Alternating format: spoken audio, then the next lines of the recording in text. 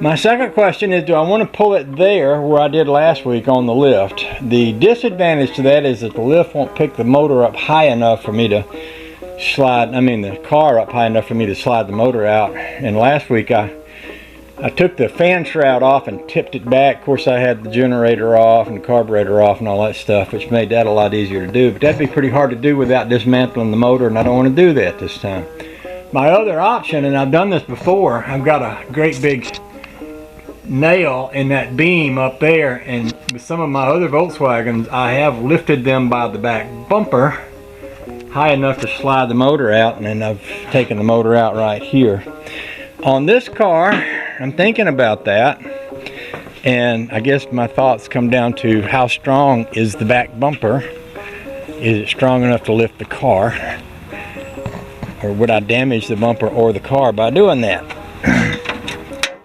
See, that's always a little iffy doing that, and I don't mind doing it sometimes to some cars, but on this one I don't want to I don't want to damage it worse.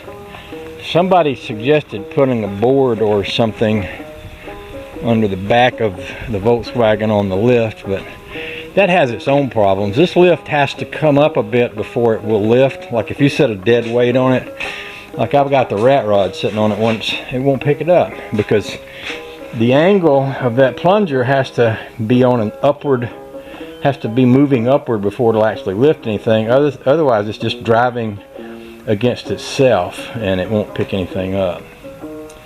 So that's what I'm contemplating here. I could use that lift, but with that lift, the legs of the lift get in the way. Another option, well, that might be the same option. I was thinking I could, the good thing about if I put the Volkswagen in here and pick it up with the come along or a chain hoist is that I can have the Crosley out here, so once the Volkswagen's in here I don't have to worry about getting it done, so I can get the Crosley out. That might be the option I wind up going with.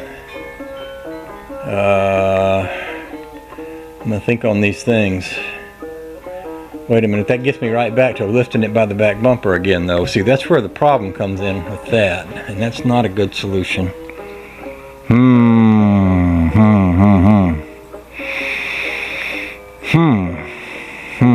Alright, this is going to require some thinking time. I'm going to shut y'all off while I think.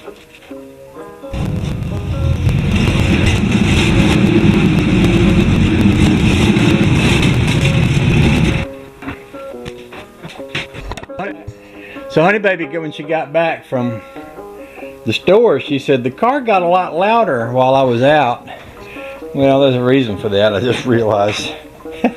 Remember last week I said one of these mufflers were loose? Well, it blew off of there. So, the one that used to be here, it's gone.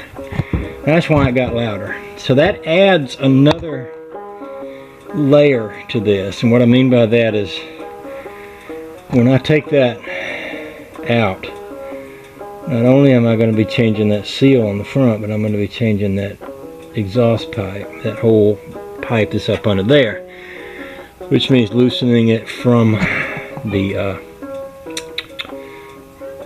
where it bolts to the back of the head and everything, which is a bit more of a project. So I might want to rethink this. Rather than pulling that out and poking it back in tomorrow, I might decide that I need to order that part and figure this so that when I do tear it down, I've got that sitting in a place where it can stay, which means I may want to put it up in here like I was originally talking about and maybe just jack it up. See if I can get it jacked up high enough to get the wheels up off the ground so that I'll have room to slide that motor out once I drop it down. I'm going to have to think on this some more. I'll be back with you.